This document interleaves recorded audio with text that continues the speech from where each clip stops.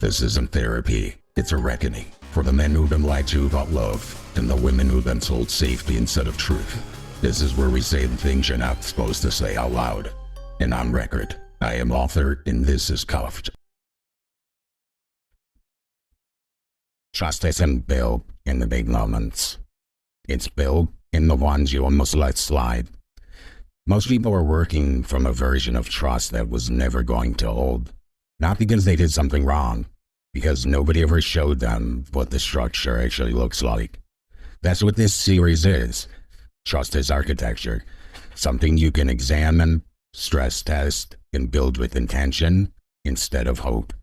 I'm author, this is Cuffed, 2 musings, 20 minutes, let's get into it. First up this week, musing 90, Architecture of Trust. This intro did a great job of kind of laying out what the first piece of every series is supposed to do.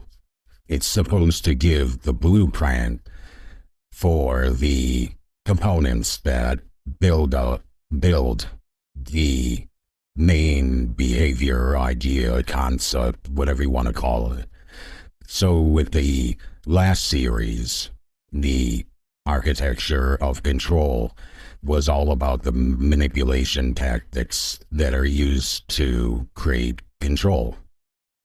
Now that we've closed that and we moved on to the architecture of trust, I laid out 8 subcomponents of trust that individually are important, but none of them can hold without the other. Obviously, the most important or the cornerstone of honesty of trust is honesty. And that's where everything starts, right? That's the cornerstone. So we start there, and that will be the second musing we talk about. But let's talk about how we got to the architecture of trust. One, it feels like a natural progression, given we just finished the architecture of control. This is the inverse of that. So it makes a lot of sense to pick up where in that series we talked basically about everything that destroys trust. So I was thinking that I'm like, it's time to talk about what builds trust. But this has been a very difficult topic to explore. And if you've read Musing 91, which is titled Where Trust Begins, and that deals with the first component, which again is honesty.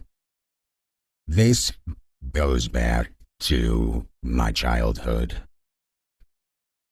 And I would have never had imagined it would take losing Tabitha for me to really examine this like I needed to. It's always been something about myself that, I'm going to be honest, at times I just thought that it was who I was. I blamed it on avoidance and not wanting to tell someone the truth because I didn't want to have to deal with their emotional fallout. I didn't want to have to deal with them being disappointed. And that's not the case. It goes to my upbringing, my childhood. And I can remember vividly making up stories with my brothers about what had happened, because we knew if we told my parents the truth, we were in trouble. My parents were disciplinarians, one. It was never, okay, you fucked up, let's fix this, I'm disappointed, but this happens. You're gonna have to learn from it, you're gonna have to take your lumps, but you'll get better. It was immediately you were in trouble, which made honesty scary, which made the truth scary. And that's where it started, which is insane now that I think about it. But what is more interesting is before even going down this road and really examining why I have struggled with honesty and reliability and consistency and all the subcomponents that we'll run through here in a second, I knew it was fucked up to the point that I have worked very, very hard with my own children to not do what my parents did. But I couldn't put my finger on really what it was. It took examining honesty through this series, and ultimately because of a woman, of losing Tabitha, to really be honest about it. But with my children, I always tell them, my first thing is I'm going to help you. Yes, I might be disappointed. I might be sad that you made the decision that you did, but that's neither here nor there. My first thing is I am going to help you. And so I've tried to create this extremely safe space for them to come and tell me things, and they do. And honestly, at the end of the day, if I judge myself on how well I've done as a father on one thing, that's probably one of the most, that's hands down something I'm the most proud of. So, the 8 subcomponents, as we've already talked about, honesty, that's the cornerstone again. Then we get into intellectual honesty, which will be the follow-up right after honesty, so that will be musing 92. Then it's reliability, consistency, emotional safety, accountability, transparency, follow through on repair. And if you think about it from a very basic perspective, and just let's look at this from logically and reasonably, honesty means nothing if you're not consistently honest. Emotional safety means nothing if there's no transparency or accountability or honesty. Intellectual honesty means nothing if there's no follow through on repair. You can see how all of these rely on each other, because being honest doesn't mean shit if you're only honest with yourself and not other people, or you're honest with other people but not yourself, or you're honest selectively, not consistently. So you can see how these are all dependent upon one another, and yes, to certain degrees, but that's what makes trust so unique, is that they're so interdependent with one another. And with that, we're going to slide into musing 91, which is labeled or titled Where Trust Begins. And again, as we discussed, honesty. As I alluded to a couple minutes ago, honesty for me was selective. I was honest when it suited me. And if it wasn't going to suit me, then I edited. Like I told the story earlier about my brothers and I coming up with stories about what happened so we wouldn't get in trouble. That's where it started. That's where I sadly honed my craft. But honesty means nothing if it's not consistent, it's not reliable, it's not based in, or you're not practicing intellectual honesty. It means nothing. And that's why when you live honestly, it just is. You are honest. You're honest when it's easy. You're honest when it's not easy. You're honest with not only yourself, but you're honest with other people. Because let's be realistic. It really means shit if you're honest with yourself, but you lie to everyone else. It needs to be internal and external for it to really matter. And the one aspect of honesty that I just kind of touched on that I have struggled, I've struggled the most with, to be honest with you, is really what we refer to as editing, but it's omission, right? It's leaving parts out or not disclosing the full magnitude of the situation.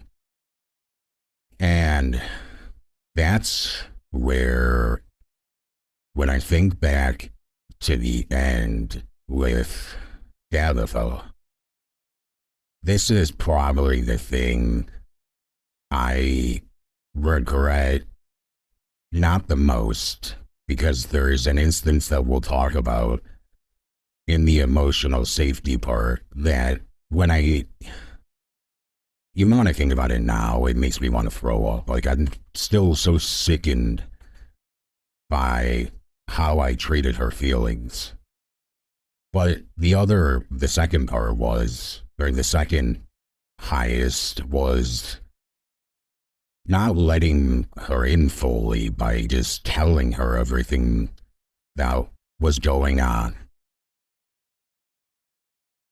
I was going through a lot at the time, and I've never really been able to trust anyone fully to the point where I could sit her down and just tell her, like, hey, listen, my daughter has this health situation going on, and it's destroying me.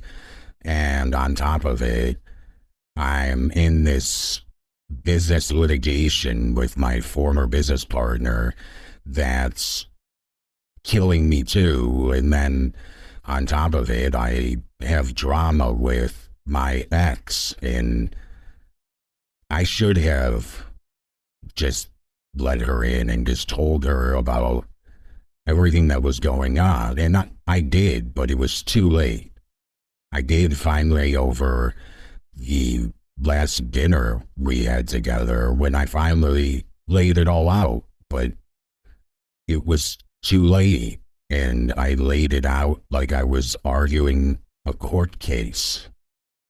Like, here's why we should give this another chance, and here's all my exhibits. It's fucking ridiculous now when I think about it in hindsight. She never deserved any of this, but the thing that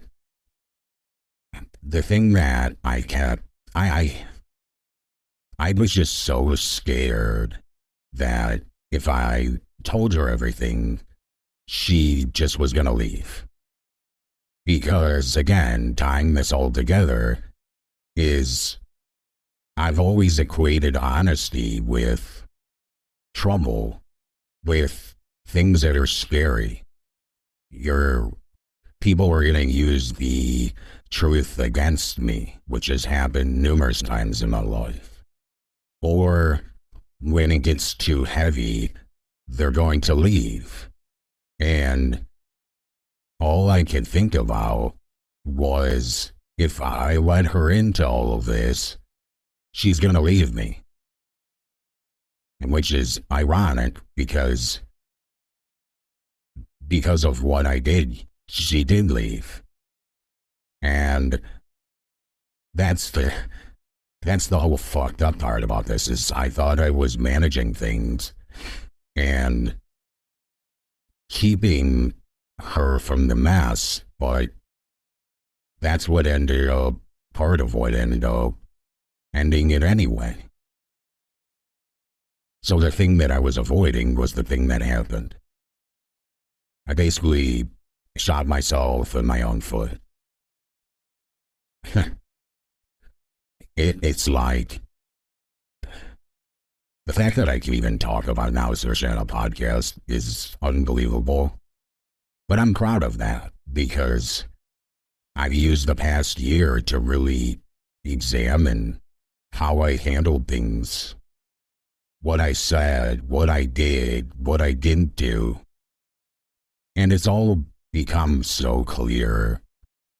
And the thing that I think I regret the most out of anything is that she was showing me, not necessarily telling me outright, but when things were tough, she wasn't running. She was staying. Not only was she staying, she was actually leaning in and choosing me even more so. But I was so afraid of losing her that I couldn't see it. I couldn't see that, hey, she's not running. She went through an ambush with me on Valentine's Day, and she didn't run. She did the opposite. She leaned in. But bro, you're too fucking scared. You can't even fucking see it. So what do? You not only keep the armor on, you put another fucking set on. How stupid are you, man? Yeah, it's fucking unbelievable. Unbelievable. But if it wasn't because of all of that and because of her, there wouldn't be this me. There wouldn't be this man. There wouldn't be Cuffed, which is now helping lots of people. Her decision to walk away was, in hindsight, the smartest thing and the best thing she could have ever done for me. And I think, when I really think about it, she's smart. She's educated smart, but she's also like me. She's street smart. She's cunning. I think she knew that this is what I would do. That this wouldn't destroy me from the inside and I wouldn't sit there and wallow. This would ignite the fuse. This would thrust me into the fire. And she knows iron sharpens iron. And now it's helping not only me, but it's helping my children, and it's helping all of us.